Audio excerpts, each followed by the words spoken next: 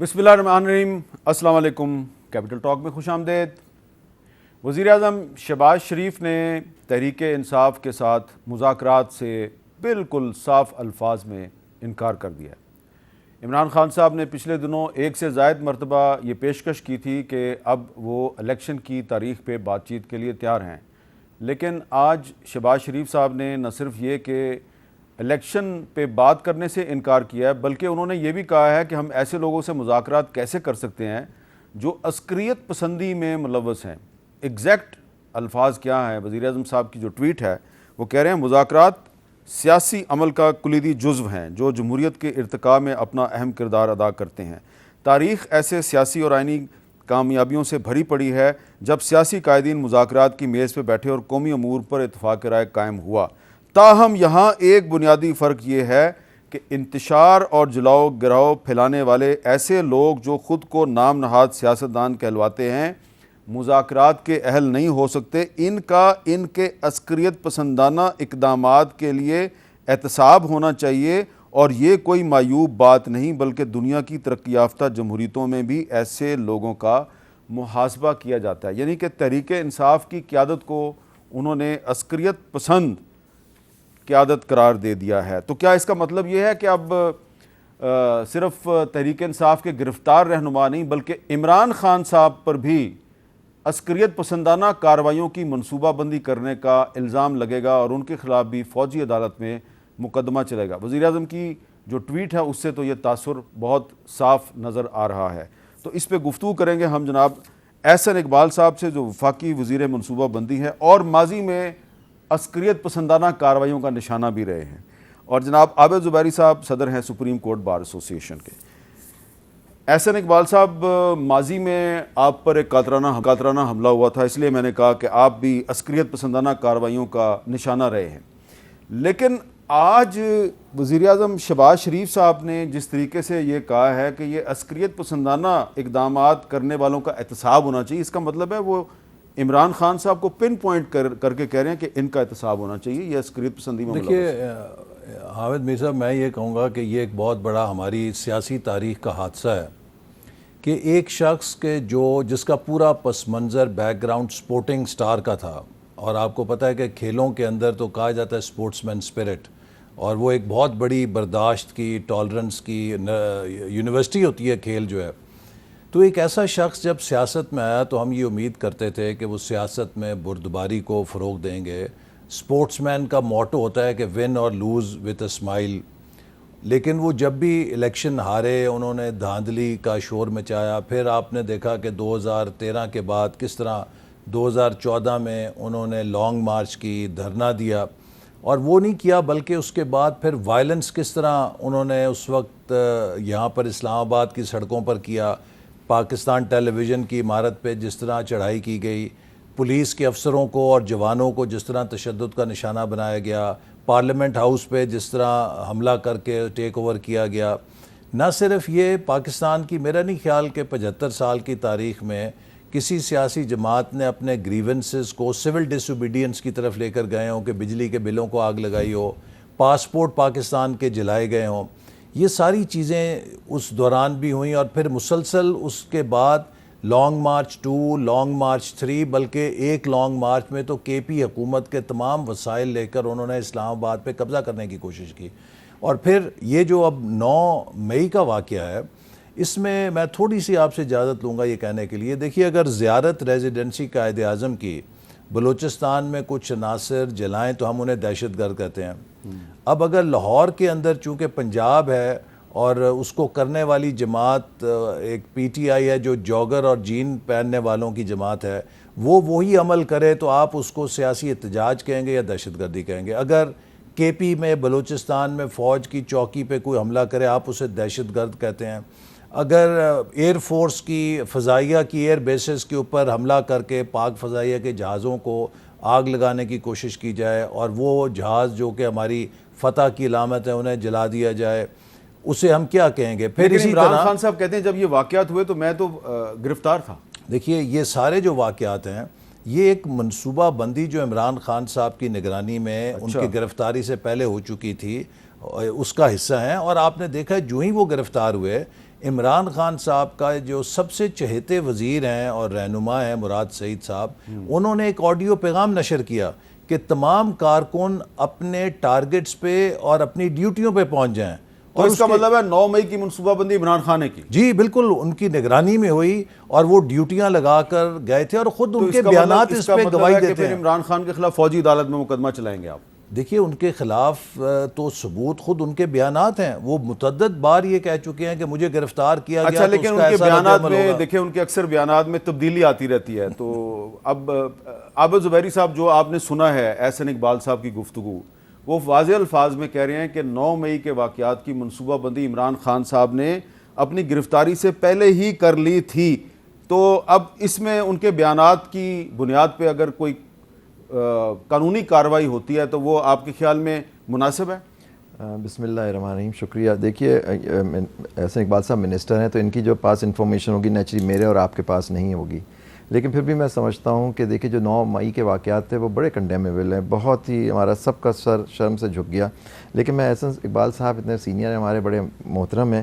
یہ چیزیں ہم نے بچے تھے ہم تو، لیکن اس سے 1971 بھی ایک ہمارے ملک میں گزرا ہے جب اس طرح کی چیزیں ایک میجورٹی پارٹی نے بھی شاید کی اور اس وقت پورا ایکشن ہوا تھا. ہمیں 71 نہیں بھول جانا چاہیے. اور لیکن دیکھیے جو بھی کیا، میری ایک ہی درخواست ہے اس فورم سے، اور اتنے سینئر منسٹر ہیں کہ جو بھی آپ تحقیقات فیئر کریں، تحقیقات کریں. اگر تحقیقات دیکھیں بیانات کے بیسس پہ وہ سرکمسٹانشل ایویڈنس ہوتی ہے قانون کے حساب سے. آپ کے پاس کوئی ٹھوس ثبوت ہیں آپ لائیے، کنفرنٹ کریں، اور آپ کے پاس طریقہ کار دیا ہوا ہے. لیکن ملٹری کورٹس میں ٹرائل کرنے کا اپنا ایک پروسیجر ہے سر. وہ ہماری بارز کی ہمیشہ سے درخواست رہی ہے کہ سویلینز کا ٹرائل ملٹری کورٹس میں نہیں ہو سکتا ہے. آپ کو یاد ہوا جب آئینی ترمیم کی، جس میں ہم شور احسن اقبال صاحب بھی اس میں موجود تھے، 21ویں ترمیم اور 23ویں ترمیم، اس کو ہم لوگوں نے چیلنج کیا تھا، لیکن کورٹ نے ایگری کیا کہ جی وہ ترمیم صحیح تھی اور اس کے تحت ملٹری کورٹس بنے تھے. لیکن سن سیٹ پیریڈ تھا 2 سال اور پھر 2 سال کے لیے. تو جو بھی آپ کریں، جو 2D کے اگر آپ اسکوپ میں آتے ہیں آرمی ایکٹ کے 1952 کے ایز امینڈڈ، تو پھر آپ بے شک اس پہ کر سکتے ہیں. لیکن آپ کو دکھانا پڑے گا. پھر بھی ہماری یہ ہے کہ آپ کے پاس ٹیررزم کا کورٹ موجود ہے، کرمنل جسٹس سسٹم موجود ہے. تو اگر عمران خان کے خلاف انسداد دہشت گردی کی عدالت میں مقدمہ چلے تو آپ کو کوئی اعتراض نہیں؟ اگر ان کے پاس ثبوت، دیکھیں مقدمہ چلانا، دیکھیے پروسیکیوٹر جو ہوتی ہے وہ اسٹیٹ ہوتی ہے سر ہمارے جوڈیشل سسٹم میں. ان کے پاس اگر ثبوت ہیں آپ کنفرم کریں. یہ بڑی اچھی بات ہے آپ کی کہ آپ کہہ رہے ہیں کہ اگر کسی کے خلاف ثبوت ہے تو اس کے خلاف مقدمہ چلائیں، ثبوت نہیں ہے تو مقدمہ نہ چلائیں. لیکن یہی ہوتا ہے، یہ انویسٹیگیشن کا کام ہوتا ہے. بیانات کی بات کی ہے تو بیانات تو ہمارے پاس بہت سے ہیں عمران خان صاحب کے، لیکن صرف 9 مئی کے واقعات کے حوالے سے 9 مئی 2023 کے دن گرفتاری سے پہلے عمران خان صاحب کو پتہ چل چکا تھا میں گرفتار ہونے والا ہوں، اور اس کے بعد 2 دن پہلے تک عمران خان صاحب کے 3-4 مختلف بیانات ذرا سن لیتے ہیں اور آپ خود اندازہ لگا لیں کہ اس میں عمران خان صاحب کے بارے میں آپ کی کیا رائے ہے.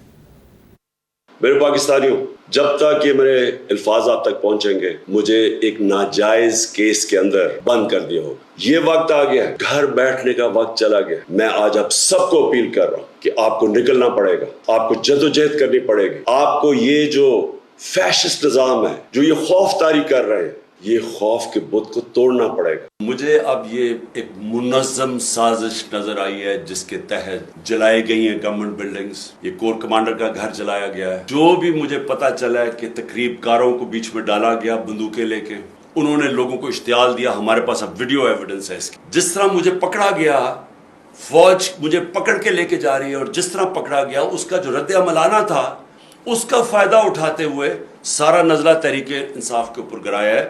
کون نہیں مذمت کر رہا جو کور کمانڈر ہاؤس جلایا گیا ہے؟ مجھے کوئی انسان بتا دیں پاکستان میں جو نہیں کر رہا. اچھا، اب احسن اقبال صاحب، یہ پہلے انہوں نے گرفتاری سے پہلے جو ہے وہ یہ کہا تھا کہ آپ کو نکلنا ہے، اور گرفتاری کے بعد جو ہے انہوں نے یہ اس کی مذمت بھی کر دی. اس میں میرا خیال ہے ایک سٹیٹمنٹ جو ہے جو 28 مئی کا ہے وہ رہ گیا ہے، وہ 28 مئی کا سٹیٹمنٹ نہیں چلایا گیا. ہمارے لوگوں نے دیکھا کہ مجھے غیر طریقے سے اغوا کر کے لے کے جا رہی ہے رینجرز جو پاکستانی فوج ہے، اور لوگوں کو ڈنڈے مارے، مجھے مارا جس طرح مجھے لے کے جا رہے تھے. تو کیا ان کا حق پرامن احتجاج کرنے کا نہیں تھا؟ اور انہوں نے کدھر احتجاج کرنا تھا؟ GHQ کے سامنے کرنا تھا. جو بھی آرمی جدھر ہوگی ادھر ہی کرنا تھا، کنٹرول روم میں کرنا تھا. اور کدھر جا کے وہ احتجاج کرتے؟ لیکن احسن صاحب وہ کہہ رہے ہیں کہ لوگوں نے جی ایچ کیو کے سامنے آرمی کنٹونمنٹ میں جا کے احتجاج کرنا تھا، لیکن احتجاج کی بات کر رہے ہیں، وہ جلاؤ گھراؤ کی بات تو نہیں کر رہے. دیکھیے اب تو یقیناً وہ یہی کہیں گے کہ وہاں پہ احتجاج کرنا تھا، لیکن اس بات کو وہ تسلیم کر رہے ہیں کہ ان کے ٹارگٹس جو ہیں وہ سارے کے سارے ملٹری انسٹالیشنز کے تھے، اور جس طریقے سے ایک منصوبہ بندی کے ذریعے یہ سارے ٹارگٹس کو چنا گیا، I think this was not madness, there was a method in this madness.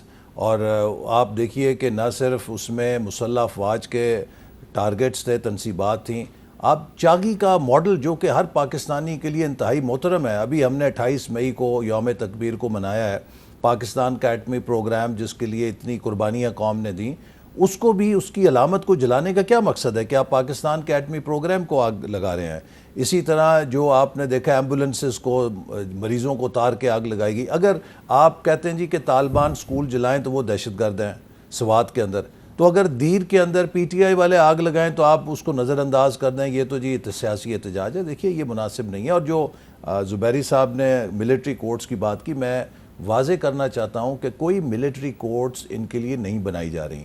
جو آرمی ایکٹ ہے وہ 1952 سے موجود ہے، اس کے تحت جو مقدمے آرمی کے خلاف کرائم ہوتا ہے یا آرمی کی جورسڈکشن میں کرائم ہوتا ہے، یہ عمران خان صاحب کے دور میں اس ایکٹ کے تحت سیولینز کو ٹرائل کیا گیا، ان کا ٹرائل ہوا. جی 24 سیولینز کا ٹرائل آرمی ایکٹ 52 کے تحت ہو چکا ہے، لیکن اس قانون کے تحت ہائی کورٹ اور سپریم کورٹ میں ریویو کرنے کی اجازت ہے. لائرز کی تنظیموں نے اس وقت بھی اس پہ تنقید کی تھی، لائرز کی تنظیمیں آج بھی اس پہ تنقید کر رہی ہیں. لیکن زبیری صاحب ایک چیز میں آپ کو سنوانا چاہ رہا ہوں، کیونکہ پہلے احسن اقبال صاحب نے عمران خان صاحب کے 2014 کے کچھ بیانات کا حوالہ دیا تھا کہ اس وقت بھی انہوں نے تشدد پہ اکسایا تھا. تو یہ شاید جو ہے نا وہ ایک ٹائم لائن جو ہے اس سے کچھ ثابت کرنا چاہ رہے ہیں، لیکن ہم اس کو بھی سن لیتے ہیں کہ جو 2014 میں عمران خان کیا کہہ رہے تھے. اگر کسی پولیس والے نے کسی بھی تحریک انصاف اور ہمارے لوگوں کو جو اسلام آباد جا رہے ہوں گے کسی کے اوپر ہاتھ اٹھایا اور یا گولی چلائی، میں اپنے ہاتھ سے تمہیں پھانسی دوں گا. اسلام آباد آئی جی تم اور ڈی آئی جی، تمہیں تو ہم نے نہیں چھوڑنا، تمہارے اوپر کیس کرنا ہم نے. اور میجسٹریٹ صاحبہ زیبا آپ بھی تیار ہو جائیں، آپ کے اوپر بھی ہم ایکشن لیں گے. بےغیرت لوگ ہیں یہ جو آئی جی ہے سب سے بڑا، کس قانون کے تحت گھر کو لوٹ کے لے کے جاتے ہیں؟ اچھا اب زبیری صاحب، یہ 2014 میں جو لب و لہجہ تھا خان صاحب کا، 2022 اور 2023 میں بھی وہی ہے. کیا آپ یہ نہیں سمجھتے کہ اس لب و لہجے سے جو ان کے کارکن ہیں وہ اشتعال میں آئے اور انہوں نے پرتشدد کارروائیاں کی؟ دیکھیں پرتشدد واقعہ اگر انہوں نے اکسایا پرتشدد اس پہ تو بالکل وہ تو غیر قانونی ہے، لیکن پرامن احتجاج کے لیے تو آپ کال دے سکتے ہیں، ہر پارٹی دیتی ہے، ہر کوئی کرتا ہے، لیبر لوگ کرتے ہیں، ہر کوئی کرتا ہے، لیکن پرتشدد تو کسی طرح جسٹیفائڈ نہیں. آپ کا قانون، آپ کا آئین بھی کہتا ہے آرٹیکل 17 میں کہ you are entitled to peaceful protest. اچھا اب آپ دیکھیں، ہم ہمیشہ خواتین کے ساتھ جو زیادتی ہوتی ہے ہم اس کی ہمیشہ مذمت کرتے ہیں. کل بھی ایک لاہور کی خاتون وکیل ہیں مومنہ خان، جی، ان کے بارے میں لاہور ہائی کورٹ بار کے پریزیڈنٹ نے ہمارے شو پہ بات کی، ہم نے ان کی گرفتاری کی مذمت کی، پنجاب پولیس نے ان کو ریلیز کر دیا، مومنہ خان کو، کیونکہ وہ کسی تشدد کی کارروائی میں ملوث نہیں تھی. ٹھیک ہے، لیکن ہمیں یہ کہا گیا ہے کہ جی اب جن خواتین کی آپ بات کر رہے ہیں ذرا ان کے بارے میں یہ قوم کو بتائے نا کہ انہوں نے 9 مئی کے دن کیا کیا کارروائی کی. تو ذرا آپ سنیں، کیونکہ آپ ہائی کورٹ بار کے پریزیڈنٹ ہیں. یہ 2 خواتین ہیں، سپریم کورٹ سر سپریم کورٹ بار کے پریزیڈنٹ ہیں. یہ 2 خواتین ہیں، انہوں نے 9 مئی کے دن جب یہ زمان پارک سے کور کمانڈر لاہور کے گھر کی طرف جا رہے تھے تو ان کی کیا گفتگو تھی، ان کے کیا عزائم تھے، سنیں ذرا. اس کے گریبان پہ ہاتھ نہیں ڈالنا چاہیے تھا، اس کے گریبان پہ ہاتھ ہمارے گریبانوں پہ آتا ہے اور وہ ہاتھ توڑیں گے جو ہمارے گریبان. انہوں نے ہمارے خان کو گھسیٹا ہے نا، ہم بھی ایک باپ کی اولاد ہے، ان کو بھی سڑکوں پہ گھسیٹیں گے انشاءاللہ تعالی. اب یہ بتائیں کہ یہ خواتین کیا پرامن احتجاج کرنے جا رہی تھی؟ نہیں، یہ جو بھی یہ بات کر رہی تھی، لیکن اس سے یہ نہیں کہہ رہی تھی کہ کہاں، یہ مجھے نہیں پتا یہ کہاں کا کہہ رہی تھی، کہاں جا رہے ہیں. لاہور میں جا رہے ہیں، لیکن یہ کہیں نہیں، جو آپ نے سنوایا اس میں یہ نہیں لکھے کہ کس کا گریبان پکڑ رہے ہیں جا کے. لیکن دیکھیے اگر انہوں نے کوئی بات کی اور یہ دیکھیے بات کرنا اور اس کو ایگزیکیوٹ کرنا، جب آپ کا اس وقت ہوتا ہے یا تو آپ اس میں پکڑیں کہ جی آپ نے منصوبہ بندی کی، ابیٹمنٹ جو ہوتا ہے، یا پھر آپ نے کرائم کیا ہے، کرائم کیا تو آپ کو اس کے حساب سے آپ اس کو پکڑیں، انویسٹیگیٹ کریں، اس کو سزا دلوائیں عدالت میں لا کے. لیکن کسی کو جو باتیں سننے میں آ رہی ہیں، مجھے نہیں پتا یہ صحیح ہے، human rights commission of Pakistan کہاں ہے، لیکن ہم نے جو باتیں سننے میں آ رہی ہیں، احسن بھائی موجود ہیں، وہ اس میں زیادہ روشنی ڈال سکیں گے کہ جو وہاں تشدد کیا جا رہا ہے، ہم سن رہے ہیں ان کو حراست میں، تو اس کا اگر اس پہ پلیز اگر یہ بتائیں. تو دیکھیے پنجاب گورنمنٹ نے باقاعدہ، اور ڈی سی لاہور خود ایک خاتون ہے، انہوں نے جا کے ان تمام قیدیوں سے مل کر کہا کہ کسی قسم کا کوئی ناروا سلوک نہیں کیا جا رہا، یہ صرف ایک مغرب میں ہمدردی حاصل کرنے کے لیے کہانیاں کی جا رہی ہیں. لیکن میں اس چیز کی طرف آؤں گا، یہ جو دو آپ نے خواتین کا دکھایا، کتنے سینکڑوں نوجوان جو 9 مئی کو نکلے تھے اپنی طرف سے انقلاب لانے کے لیے. ہم نہیں سنوا سکتے کیونکہ ان کی گفتگو میں کچھ بہت ہی قابل اعتراض جارحانہ باتیں ہیں. جارحانہ نہیں، مخرب الاخلاق باتیں. جی ہاں. اچھا، اب حامد صاحب میں آپ کو یہ کہوں گا کہ یہ بیچارے جو آج بھگت رہے ہیں سزائیں، کون ذمہ دار ہے؟ ان کی ذہن سازی کس نے کی ہے؟ عمران خان نے، جس کو کہ ہم سپورٹس مین کہتے ہیں، پچھلے اتنے سالوں کے اندر اور خاص طور پہ اقتدار سے نکلنے کے بعد اپنے حمایتیوں کی ذہنوں میں نفرت نفرت نفرت اور نفرت بھری ہے، اور اتنا پوائزن کر دیا ان لوگوں کو کہ یہ لوگ، مقصد میں نے آپ کو شاید واقعہ سنایا تھا کہ وہ جو میک ڈونلڈ پہ میرے خلاف ایک فیملی نے نعرے لگائے، تو وہ جب ان کی نائس آف دیم آئے معذرت کی، تو میں نے ان سے پوچھا، میں نے کہا کہ آپ لوگ پڑھی لکھی خواتین تھیں، اس وقت بھی میں نے آپ سے کہا تھا، آپ نے کیوں ایسا ایکٹ کیا کہ آپ کو اب معذرت؟ انہوں نے کہا کہ جی بس ہم میں اتنی خان صاحب نے نفرت بھر دی تھی کہ جب آپ کو دیکھا تو ہم سپونٹینیسلی، ہم سے رہا نہیں گیا، ہم نے کیا. دیکھیے یہ وہ نفرت ہے جو خان صاحب نے اتنی قوم میں اپنے سپورٹرز میں بھر دی ہے. اس کا نتیجہ کیا ہے کہ پولرائزیشن آج آپ کو ہر سطح پہ نظر آتی ہے. سوسائٹی کے اندر پولرائزیشن ہے، جوڈیشری کے اندر پولرائزیشن ہے، اور پچھلے خاص طور پہ 8-9 مہینے سے خان صاحب جس فالٹ لائن پہ مسلسل ہٹ کر رہے ہیں وہ یہ ہے کہ ہماری مسلح افواج کے اندر بھی یہ پولرائزیشن ڈیوائڈ پیدا کر دے. ایک ہی ادارہ ہے جس کا ڈسپلن ہمارا تورہ امتیاز ہے. آپ دیکھیے ہم ایک نیوکلیئر کنٹری ہیں، اگر خدا نہ خواستہ ہمارے دفاعی اداروں میں آپ کسی قسم کی ڈس یونٹی پیدا کرتے ہیں یا اس میں انڈسپلن پیدا کرتے ہیں، اس کے کیا کانسیکوینسز ہوں گے؟ احسن اقبال صاحب، آپ کی پارٹی کی قیادت بھی تو ماضی میں مسلح افواج کے افسران پہ انتہائی جارحانہ تنقید کرتی رہی. نہیں، ہم نے دیکھیے کبھی ادارے پر تنقید نہیں کی.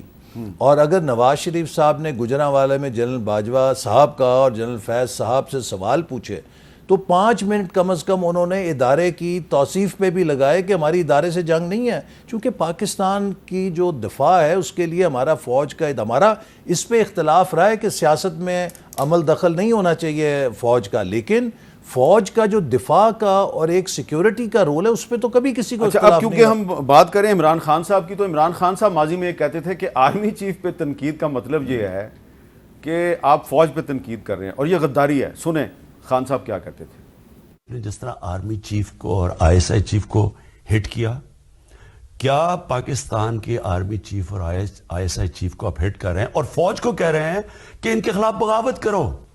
اس سے بڑی غداری کیا ہے؟ جی اب بتائیں. تو یہ میں کہہ رہا ہوں نا کہ اب خان صاحب جو ہیں، نہ صرف یہ نہیں، یہ تو عمران خان صاحب، آپ نے کیونکہ اکتوبر کے جلسے کا ذکر کیا، اکتوبر 2021، اس میں بغاوت کی کوئی کال نہیں تھی. اچھا، کوئی بغاوت کی کال نہیں تھی.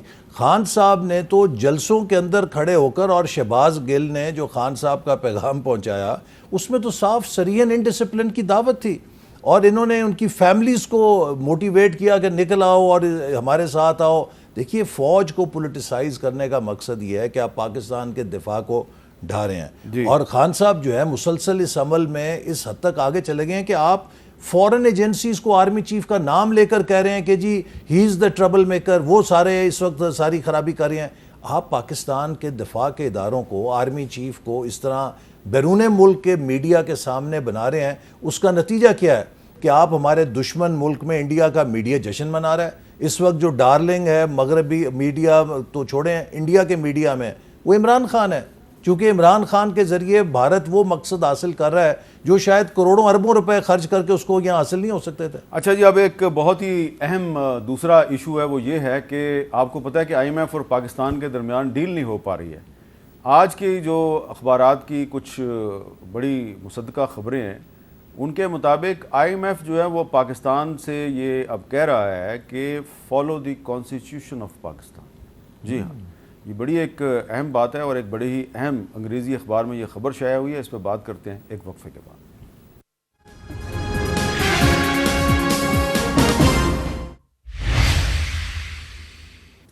کیپٹل ٹاک میں دوبارہ خوش آمدید. وقفے سے پہلے میں نے آپ کو بتایا کہ کچھ اخبارات کی جو خبریں ہیں ان کے مطابق آئی ایم ایف نے پاکستان سے مطالبہ کیا ہے کہ پاکستان میں جو آئین ہے اس پہ عمل درآمد کیا جائے. تو اس سلسلے میں یہ ایکسپریس ٹریبیون کی خبر ہے. I M F spells out terms to unlock bail out package, اور اس میں یہ کہا گیا ہے کہ آئی ایم ایف نے پاکستان سے یہ کہا ہے کہ جو پاکستان کا آئین ہے اس پہ عمل درآمد کیا جائے تاکہ پاکستان میں جو ایک سیاسی بحران ہے وہ ختم ہو جائے. عابد زبیری صاحب، آپ کے خیال میں پاکستان کے آئین اور پاکستان میں سیاسی استحکام کا اور معاشی استحکام کا آپس میں کیا تعلق ہے؟ دیکھیے، جب تک آپ کا سیاسی استحکام نہیں ہوگا آپ کا معاشی استحکام نہیں ہو سکتا. اور میری تو درخواست ہے سارے اسٹیک ہولڈر سے کہ بے شک وہ جیسے بھی لوگ ہوں، آپ جو ایون جو باہر بھی چلے جاتے ہیں، آپ سمجھتے ہیں کہ وہ دھارے سے سیاسی دھارے سے باہر چلے جائیں، ان کو انکلوسیو کر کے آپ لائیں، بات کریں. اور ان کو اگر وہ سمجھتے ہیں کہ وہ غلط ہیں تو آپ ان کو بتائیے کہ صحیح ہے، لیکن بات چیت کا دروازہ میں سمجھتا ہوں بند نہیں ہونا چاہیے، کیونکہ ہمارے لیے سب سے امپورٹنٹ ہے کہ ہمارا سیاسی استحکام ہوگا تو معاشی. میری درخواست ان سب سے ہے کہ جی سوچیں ہمارے عوام کا کیا حال ہے، کیونکہ دیکھیں ہمارے بہت بڑے چیلنجز ہیں، ہمارے دشمن ہمارے دائیں بائیں بیٹھے ہوئے ہیں. تو یہ بڑا امپورٹنٹ ہے کہ جی سب کو انکلوسیو کر کے اس کا حل نکالیں یہ لوگ. جی احسن اقبال صاحب، آپ نہیں سمجھتے کہ اگر اس سال الیکشن نہیں ہوتے، اکتوبر میں خدا نخواستہ الیکشن نہیں ہوتے، تو یہ آئین پاکستان کی 50ویں سالگرہ کا سال ہے 2023، تو یہ ایک بہت بڑی آئین پاکستان کے ساتھ ایک بہت بڑا ظلم ہوگا؟ دیکھیے، پہلی بات تو یہ کہ جیسے آپ نے آئی ایم ایف کا حوالہ دیا، ہمیں آئین کو فالو کرنے کے لیے آئی ایم ایف کی ڈکٹیشن کی ضرورت نہیں ہے، اور آئی ایم ایف کا کوئی مینڈیٹ نہیں ہے کہ وہ ہمیں کوئی سبق دے کہ آئین کو فالو کرنا ہے. یہ ہماری اپنی کمٹمنٹ ہے. ہم سب نے آئین کی پاسداری کا حلف اٹھایا ہوا ہے، تو لہٰذا وہ ہماری کمٹمنٹ ہے اور ہم سمجھیں، اور ہم نے اس کے لیے بڑی جدوجہد ماضی میں کی ہے. جب آئین پاکستان میں توڑا گیا، مارشاء اللہ لگے، تو ہم سب اس سے کمیٹڈ ہیں. تو لہٰذا میرے نزدیک الیکشن کا جو وقت ہے مقرر، وہ ہو سکتا ہے اکتوبر بھی ہو سکتا ہے، نومبر بھی ہو سکتا ہے. چونکہ اگر اسمبلی ڈیزالو ہو جائے 2 دن پہلے بھی مقررہ مدت سے، تو پھر 90 دن آئین کہتا ہے، اور اگر نیچرلی اپنی مدت پوری کر کے ڈیزالو ہو پھر 60 دن اکتوبر میں بنتے ہیں. تو بٹوین اکتوبر اینڈ نومبر ہر قیمت پہ الیکشن ہونے چاہیے، اور ضروری ہے پاکستان میں الیکشن کے نتیجے میں اسٹیبلٹی آئے، چونکہ اسٹیبلٹی کے بغیر آپ کی اکنامک ریکوری نہیں ہو سکتی. اور اور پاکستان کو اس وقت جو ریفارمز کی ضرورت ہے، میں تو یہ 5 سال نہیں بلکہ اگلے 10 سال کے لیے ہم سب سٹیک ہولڈرز کو کسی نہ کسی شکل میں، آج نہیں کل، دیکھیے یہ سیاستدانوں کی لڑائی کا مسئلہ نہیں ہے. میرا خیال ہے کہ ہماری عدلیہ جو ہے اس کو بھی اپنا جائزہ لینا پڑے گا. اس وقت پاکستان کی اکانومی میں بے یقینی پیدا کرنے کا بہت بڑا ذریعہ ہمارے عدالتی فیصلے بن رہے ہیں، جن کی وجہ سے نئے سیاسی تنازعات اور بحران پیدا ہو رہے ہیں. یہی نہیں لیکن جو آپ کی پارلیمنٹ نے جو ایک نیا قانون پاس کیا ہے از خود نوٹس کے حوالے سے، تو آپ نہیں سمجھتے کہ اس سے حکومت اور عدلیہ کے درمیان معاملات کچھ بہتر ہو جائیں گے؟ ہونے چاہیے. دیکھیے، چونکہ عدالت اگر انصاف کو ٹرانسپیرنٹ نہیں کرے گی، پاکستان میں فورن ڈائریکٹ انویسٹمنٹ کبھی نہیں آ سکتی. فورن ڈائریکٹ انویسٹمنٹ 2 چیزیں بنیادی طور پہ دیکھتی ہے، ایک پولیٹیکل سٹیبلٹی اور دوسرے لیگل پروٹیکشن. جب تک اسے عدالتی نظام پہ اعتماد نہیں ہوگا، دیکھیے باہر سے کوئی بندہ آپ کے ملک میں پیسہ لے کر آ رہا ہے، وہ اگر یہاں پھنس جائے یا کسی عدالتی چکر کے ذریعے یا قانونی چکر میں اس کی سرمایہ کاری کو نقصان پہنچے تو اس کو کتنے نفلوں کا ثواب ہے. تو اس لیے بڑا ضروری ہے کہ ہماری عدلیہ، ہمارے سیاستدان، ہماری اسٹیبلشمنٹ، ہماری بیوروکریسی، یہ سارے موورز اینڈ شیکرز ہیں، یہ سب بیٹھ کے کم از کم 10 سال ہمیں اسٹیبلٹی چاہیے. تو اس کے لیے ڈائلاگ کی ضرورت ہے نا؟ بالکل ہونا چاہیے، گرینڈ نیشنل ڈائلاگ کسی سطح پر ہونا چاہیے. لیکن شہباز شریف صاحب تو کہتے ہیں کہ میں تو عسکریت پسند ہوں. پی ٹی آئی کی بات نہیں ہے، میں تو اس سے بڑے ڈائلاگ کی بات کر رہا ہوں کہ پاکستان کے جتنے اسٹیک ہولڈرز ہیں یہ بیٹھ کے کم از کم ایک ڈیکیڈ آف سٹیبلٹی پیدا کریں، تب ہم آگے چل سکتے ہیں. اچھا، اب میں آپ سے یہ جو عدالتوں کے بارے میں بات ہو رہی ہے اس پہ بات کروں گا. عابد زبیری صاحب، آپ کے بارے میں بھی آج کچھ ٹی وی چینلز نے اطلاع دی کہ آپ نے بھی کوئی اپنے اعتراضات داخل کیے ہیں، لیکن یہ جو حکومت نے یہ کہا ہے کہ جی یہ جو 3 ممبر بینچ ہے اس میں سے کچھ لوگ جو ہیں 5 ممبر ہیں 5 ممبر بینچ ہے، اس میں سے 3 جج صاحبان جو ہیں وہ اس میں سے نکل جائیں کیونکہ وہ ان کے ذاتی مفادات وابستہ ہیں. تو آپ کا کیا خیال ہے اور آپ نے کیا اعتراضات داخل کیے ہیں؟ دیکھیے پہلی بات اگر آپ اجازت دیں تو میں کچھ احسن بھائی کی اس پہ کچھ بات کر سکوں. دیکھیے کورٹ کا فیصلہ بے شک آپ قبول نہ کریں لیکن کورٹ کا فیصلہ ہوتا ہے، آپ کو بے شک پسند نہیں، آپ تنقید ضرور کریں لیکن وہ آپ پہ بائنڈنگ ہے. آئین پاکستان یہ کہتا ہے آرٹیکل 190 اس میں، ٹھیک ہے آپ اس پہ اعتراضات اٹھا سکتے ہیں، آپ کچھ بھی کر سکتے ہیں لیکن آپ دیکھیے کہ جو کورٹ کے فیصلے آئے وہ نہیں مانے گئے، اس کو کنٹروورسی میں ڈال دیا گیا 4-3 کا. پھر اس کا پھر دوسرا 14 دیکھیے جب 90 ڈیز گزر گیا ہے وہ تو مینڈیٹری پیریڈ تھا. چاہے آپ نہیں ایگری کریں کہ جی آپ سمجھتے ہیں کہ پاکستان میں ایک وقت میں الیکشن ہونے چاہیے تھے تو بیٹھ کے کورٹ کے اندر آتے سب مل کے بیٹھ کے آپ کورٹ سے کرتے استدعا کرتے ہیں. آئی ایم شیور کورٹ اس بات کو مد نظر رکھتی کہ ایک پروونشل اسمبلی میں الیکشن کرانے سے پرابلمس ہو سکتی ہیں، ٹرانسپیرنسی فیئرنیس پہ آ سکتا ہے لیکن یہ چیز نہیں کی گئی. ایک فیصلہ آیا آپ پہ وہ بائنڈنگ تھا. آپ دیکھو یہ وہاں ہمارے منسٹر صاحب ہیں یہ وہاں موجود ہوں گے جب یہ تقاریر کی گئیں، اس میں کہا گیا جی ہم 3 جج کے فیصلے کو نہیں مانتے. دیکھیں اس طرح سے اس لیول پہ اگر یہ بات ہوگی تو میں اور آپ کیوں مانیں گے پھر؟ دیکھیے نا یہ they are the parliament of Pakistan. اس سے اگر اس طرح کی وہاں باتیں ہوں تو یہ چیزیں ان کو بھی ریفلیکٹ کرنا چاہیے. آرٹیکل 68 کہتا ہے کنڈکٹ آف ججز وغیرہ کو نہیں کرتے. پھر آپ نے بات کی وہ قانون جو آیا جس کو ابھی کل پیش کیا گیا عدالت میں اٹارنی جنرل صاحب نے. دیکھیے کسی کو ہم لوگ بارز نے ہمیشہ سٹرگل کی ہے کہ جو 184(3) کی پاور ہوتی ہے سو موٹو نہیں ہوتی صرف، اس میں نارمل میں اور آپ بھی پٹیشن داخل کر سکتے ہیں، احسن اقبال صاحب داخل کر سکتے ہیں کسی پوائنٹ پہ فنڈامنٹل رائٹس کی انفورسمنٹ اور پبلک امپورٹنس کے کویشچن پہ. لیکن آپ کو اگر اس میں کوئی اپیل دینی تھی یا کوئی تھا تو آئینی ترمیم آپ کو، ہمارا ویو ہے کہ آئینی ترمیم ہماری ہمیشہ یہ ڈیمانڈ رہی ہے. دیکھیں چیز اچھی اگر آپ کرنی ہے تو وہ اچھی نیت سے کرنی چاہیے، مطلب کہ ایز اے ریئیکشن یا اس کو کرنے کے لیے کچھ اچھی چیزیں ہوتی ہیں اگر اس طرح سے کی جائے تو ان کا اثر بھی ختم ہو جاتا ہے. تو میری درخواست یہی تھی، مطلب ہماری ڈیمانڈ یہ تھی کہ جی آپ اس کو کریں. یہ تو جب 18ویں ترمیم ہو رہی تھی اس وقت بھی ہم نے ریکویسٹ کی تھی اس وقت کہ جی اس کو ڈال دیں تاکہ مشکل ہی ختم ہو جائے. کانسٹیٹیوشن بینچ کا جو بھی ہے آپ آئین کے تھرو کر لیں، اس وقت آپ کے پاس تھی، آپ سب کا نہیں کیا گیا سر.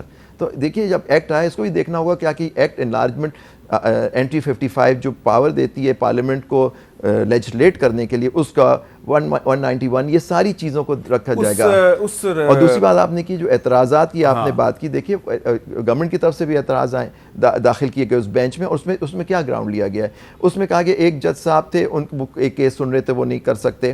دوسرا اعتراض کیا کہ کوئی خواتین بات کر رہی تو اس میں ایک جج صاحب کا ذکر آیا وہ ہٹ جائیں. پھر ایک اور جج صاحب چیف جسٹس صاحب پہ اعتراض کیا گیا. دیکھیں یہ جو لا ہے ہمارا قانون خود، اور انہوں نے اپنے جواب میں اٹارنی جنرل صاحب میں ایک ڈسینٹنگ نوٹ پہ ریلائی کیا ہے جسٹس اسلم ریاض حسین صاحب کا اکرم شیخ صاحب کے کیس میں. سر اس میں میجورٹی ججمنٹ کچھ اور کہتی ہے. آئی ہوپ اس پہ ریلائی کرتے اس کے اندر. وہ آپ خود لکھیں ڈسینٹنگ نوٹ، واحد جج تھے، 11 جج نے ایک فیصلہ دیا، ایک جج صاحب نے الگ دیا. تو یہ ساری چیزیں انہوں نے کی. دیکھیں ایشو یہ باعث کا ہوتا ہے. آپ کہیں جی آپ میرا کیس نہیں سن سکتے، I have a right, I can say کہ جی آپ، میں سمجھتا ہوں آپ بائسڈ ہیں، یو ہیو ٹو شو. لیکن یہ جج کے اپنے اوپر ہوتا ہے کہ وہ اپنے آپ کو ریکیوز کرتے ہیں یا نہیں کرتے. یہی ججمنٹ جو سائٹ کر رہے ہیں ججمنٹ، اس کے اندر یہی فیصلہ ہے کہ جج یہ روایت ہے، قانون نہیں ہے. نہیں قانون روایت ہے نا، لیکن یہ ججز کا جو کوڈ آف کنڈکٹ اس پہ آ رہا ہوں، کوڈ آف کنڈکٹ میں لکھا ہوا ہے. دیکھیں پیکونیری یا کوئی چیز ہے لیکن اسٹل اٹ از دا جج. دیکھیں انہوں نے خود جو ججمنٹ انہوں نے ایک پیرا کوٹ کیا اٹارنی جنرل صاحب نے، انہوں نے آدھا کیا پورا نہیں کیا. اس میں لکھا اگر آپ کا پیکونیری انٹرسٹ ہے اور اس طرح کا انٹرسٹ ہے تو آپ you cannot hear that case. Triple بات اگر کوئی اور چیز ہو then it's up to you for a judge to decide. احسن صاحب آپ کیوں یہ سمجھتے ہیں کہ جسٹس عمر عطا بندیال صاحب کو اس کیس میں نہیں بیٹھنا چاہیے، کیوں سمجھتے ہیں؟ ہاں میرے ساتھ دیکھیے ایک بہت بڑا سانحہ ہے کہ اس وقت پاکستان کا جو عدالتی بحران ہے، یہ آپ اگر 2017 سے شروع ہوں، نواز شریف صاحب کی سزا سے لے کر ان کی نااہلی سے لے کر جتنے بھی عمران خان صاحب اور پی ٹی آئی کو فائدہ دینے والے کیسز آئے ہیں سپریم کورٹ میں، ایک مخصوص گروپ ہے ججز کا جو ہر بینچ پہ بیٹھتا ہے. وہ ریما عمر صاحبہ نے سب کا نام لے لے کے بتایا ہے. اب یہ جب ایک چیز سامنے آ گئی کہ بھئی سپریم کورٹ میں آپ نے تمام سینئر ججز کو ایک طرف کیا ہوا ہے اور آپ یہ عابد صاحب کہہ رہے ہیں کہ آئینی ترمیم کرتے، میں کہتا ہوں آئینی ترمیم کیا، قانون سازی کی بھی ضرورت نہیں تھی. 2016 میں سپریم کورٹ نے فیصلہ دیا مصطفیٰ امپیکس کیس میں. اس میں انہوں نے یہ کہا کہ وزیر اعظم اور وزیر اعلیٰ کے ثوابدیدی اختیارات کوئی حیثیت نہیں رکھتے، یہ غیر آئینی ہے. ان کو کابینہ کے ساتھ مشروط کیا جائے. جس وقت یہ فیصلہ دیا تھا اسی وقت سپریم کورٹ کو چیف جسٹس کے ثوابدیدی اختیارات سرنڈر کر دینے چاہیے تھے, از خود اس کو ایک اپنے رولز اینڈ پروسیجرز کے اندر ترمیم کر کے انسٹیٹیوشنلائز کرنا چاہیے تھا, نہیں کیا. اب جب پارلیمنٹ نے کہا کہ جناب جیسے آپ نے وزیر اعظم کے اختیارات جو ہیں وہ ادارے کے ساتھ کیے ہیں تو آپ کا بھی سینئر ججز کے ساتھ بیٹھ کے چیف جسٹس کو فیصلہ کرنا چاہیے. چیف جسٹس کے اپنے ثوابدیدی اختیارات پر چیف جسٹس خود اپنا ہینڈ پک بینچ بناتے ہیں, اور وہ بینچ کیا بناتے ہیں جس میں 2 ججز پاناما کے اور 6 ججز وہ کہ جو آؤٹ آف سینیورٹی پروموٹ ہوئے ہیں, ایک ہینڈ پک پینل بنا کے بینچ کا اس سے سٹے آرڈر کر کے اپنے ثوابدیدی اختیارات بچا لیتے ہیں. اگر یہ کام کسی فیڈرل سیکرٹری نے کیا ہوتا نا 24 گھنٹے سے پہلے سپریم کورٹ نے اس کو نوکری سے برخاست کر دینا تھا. اچھا سر, جوڈیشل کمیشن میں یہ جو آؤٹ آف ٹرن آپ کہہ رہے ہیں, آپ ہی کے گورنمنٹ کے اٹارنی جنرل لا منسٹر میں انہوں نے جوڈیشل کمیشن میں اپروو کیے ہیں یہ اور لا منسٹر صاحب نے یہ بھی بتا دیا کہ انہوں نے ان ججز کو کس کے کہنے پہ اپروو کیا جو بھی کیا سر, لیکن دیکھیں آپ پوری بات ہم بھی کریں نا. مجھے تو نہیں معلوم انہوں نے کہا, لیکن میں نے نہیں سنا, لیکن جوڈیشل میں آپ کمیشن کے کو ممبر بتا دیتا اٹارنی جنرل بھی ہوں, ہوتے اعظم ہیں. وزیر طارق صاحب نے کہا کہ جی یہ جنرل باجوہ صاحب کے کہنے پہ ہم نے یہ کیا. اچھا, اور یہ کیوں کیا؟ دیکھیے یہ آپ دیکھیے حکومت کی نیک نیتی کہ یہ اپنے موقف سے زہر کھایا. اچھا, اس لیے آرمی چیف سے ڈکٹیشن لینے کو آپ کہتے ہیں نیک نیتی. دیکھیے جو چیف جسٹس کا فرمائشی پروگرام تھا نا کہ جو انہوں نے کہا ہوگا کہ جی اس لیے کہ چلو یار سپریم کورٹ سے تنازع ختم ہو, ہم اس ملک کے اندر سٹیبلٹی کو لے کے چلیں. یہ نہیں پتا چل رہا اور بندیال صاحب نے اس کو کمزوری سمجھ لیا. آرمی چیف جسٹس کے نامینیٹڈ لوگوں کو سپورٹ کر رہا ہے تو آپ کو اس میں نیک نیتی نظر آ رہی تھی. نہیں دیکھیے, آپ چاہتے ہیں کہ بھئی تنازع, ہمیں اپنے ملک کی اکانومی کی فکر ہے جو دن بدن اس حالات کی وجہ سے انسرٹنٹی کی وجہ سے. اچھا, میں نے ایک بریک لے لیا جی, بریک کے بعد دوبارہ. سوری کے کیس میں بھی تو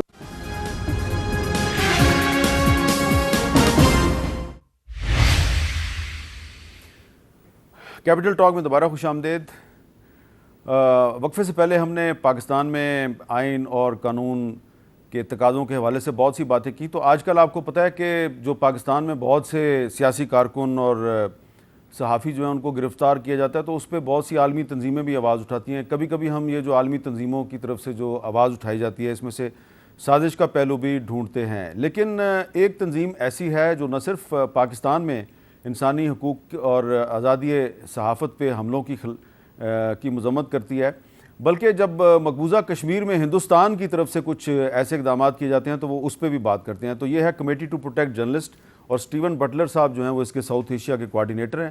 انہوں نے آج ایک سٹیٹمنٹ دیا تھا کہ پاکستان میں 2 صحافی جو ہیں سمیع ابراہیم اور عمران ریاض خان, یہ کچھ قانون نافذ کرنے والے اداروں کی حراست میں ان کو رہا کیا جائے. تو سمیع ابراہیم صاحب جو ہیں وہ آج رہا ہو گئے ہیں, اور یہ بڑا اچھا ہوا کہ سمیع ابراہیم صاحب رہا ہو گئے, اور آج میری خود ان کے ساتھ فون پہ بات بھی ہوئی, میں نے کنفرم کیا کہ واقعی وہ رہا ہو گئے ہیں. لیکن عمران ریاض صاحب جو ہیں وہ ابھی تک ان کے بارے میں کہا جا رہا ہے کہ جی وہ کسی ادارے کے پاس نہیں ہے, لیکن ان کی جو فیملی ہے اور ان کے قریبی دوست ہیں ان کا خیال ہے کہ وہ کسی ادارے ہی کے پاس ہے. لہٰذا کیا یہ مناسب نہیں ہوگا کہ اگر عمران ریاض کے خلاف کوئی اگر الزام ہے, کوئی مقدمہ ہے, تو ان کو عدالت میں پیش کر دیا جائے, اور اگر کوئی الزام نہیں ہے تو ان کو بھی رہا کر دیا جائے, جیسے کہ سمیع ابراہیم صاحب رہا ہو گئے. احسن اقبال صاحب, آپ کو یاد ہے کہ جب آپ اپوزیشن میں تھے تو اس وقت بھی آپ یہی بات کرتے تھے کہ جی کسی صحافی کے خلاف اگر کوئی الزام ہے تو اس کو آپ اٹھائیں نہ بلکہ عدالت میں پیش کریں. کیا آج بھی آپ کا وہی موقف ہے؟ بالکل وہی موقف ہے, لیکن اس میں ایک ذرا میں ضرور یہ کلیریفیکیشن چاہوں گا. دیکھیے جنرل مشرف صاحب تھے نا, سیاست میں آ گئے, اور جب ان کی سیاست فوت ہو گئے, اللہ تعالیٰ ان کے درجے بلند کرے, ذکر نہیں کرنا چاہیے, لیکن اسی طرح اور بھی کئی, چلیں ان کو چھوڑیں, کئی ہمارے اور ایسے ریٹائرڈ جنرلز ہیں جو سیاست میں آتے ہیں, لیکن جب انہیں سیاست میں تھوڑی تپش لگتی ہے تو پھر وہ اپنا فوجی ہونے کا حق استعمال کر لیتے ہیں. اسی طرح کچھ آپ کے صحافی ہیں کہ وہ صحافت سے نکل کے پولیٹیکل ڈومین میں آ جاتے ہیں, وہ ایک پولیٹیکل پارٹی کے کارکن بن جاتے ہیں, اور اگر اس سیاست کی وجہ سے تھوڑی تپش آتی ہے تو وہ کہتے ہیں ہم تو صحافی ہیں, ہمارے ساتھ ظلم ہو رہا ہے. میں انہیں کہ وتھ آل مائی سنسیرٹی کہ عمران ریاض کو جہاں پر بھی ہیں آنا چاہیے, ان کا حق ہے کہ وہ اپنا کام کریں, لیکن اگر آپ ان کے بلاگ سنتے رہیں, میں ذاتی طور پہ سنتا رہا ہوں, open incitement to people to revolt against army, یہ کون سا ملک برداشت کرتا ہے اس قسم کی باتیں؟ امریکہ میں دیکھیے جو کیپٹل ہل کے اوپر جو کچھ ان کے ہوا، خلاف پھر قانونی کارروائی کی جائے. ہونی چاہیے قانونی کارروائی، قانونی لیکن کارروائی کے لیے ان کو عدالت میں پیش کریں. بالکل ہونا چاہیے. اور میں اس بات کا حامی ہوں کہ جس نے جو جرم کیا ہے اس کو قانون کے مطابق عدالت کے ذریعے، بے شک آرمی کورٹ کے ذریعے، اگر اس نے فوج کے خلاف کیا ہے اس ہر کو کسی کورٹ کو لگے. آرمی کورٹ نہیں لیکن کسی کو اس طرح لامعلوم نہیں ہونا چاہیے. لیکن میں پھر یہ بات کہوں گا، دیکھیے جو بڑی خطرناک بات ہے، پچھلے 8-10 مہینے سے عمران خان صاحب، ان کا سوشل میڈیا اور ان کے بعض ایسے سپورٹر جو بیرون ملک چلے گئے ہیں اور وہ اپنے آپ کو صحافی کہتے ہیں، جس قسم کی غلیظ اور جس قسم کی مہلک مہم وہ اس وقت پاکستان کے دفاعی اداروں کے خلاف چلا رہے ہیں، میں آپ کو یقین سے کہہ سکتا ہوں کہ رو بھی وہ کام نہیں کر رہی ہے. اچھا، عابد یہ زبیری کام آپ کس طریقے سے جسٹیفائی کر سکتے ہیں؟ عابد زبیری صاحب، ہر کام آئین اور قانون کے مطابق ہونا چاہیے. تو اگر کوئی جو ہے وہ صحافت کے جو قوانین ہیں اور ضابطہ اخلاق ہے اس کی خلاف ورزی کرتا ہے تو اس کو بھی وہ نہیں کرنا چاہیے. لیکن فرض کریں کہ اگر کوئی صحافی ایک خاص سیاسی جماعت کا ترجمان بن کے بھی بات کرتا ہے تو اس کے خلاف آپ کو عدالتی کارروائی کرنی چاہیے یا اس کو غائب کر دینا چاہیے؟ دیکھیے، اگر وہ کسی پارٹی کا بن کے کرتا ہے وہ بھی صحافت کا ایک حصہ ہے. آپ ایک کو سپورٹ کر سکتے ہیں، آپ ایک پارٹ کی بیانیے سے آپ ایگری کر سکتے ہیں، دوسرے سے اختلاف کر سکتے ہیں. There is nothing wrong, it's part of democracy. یہ کہیں نہیں لکھا کہ بہت ہر صحافی نیوٹرل نہیں ہوتا. ٹھیک ہے، چلیں وہ پارٹ آپ کی صحافت میں ہوتا ہے.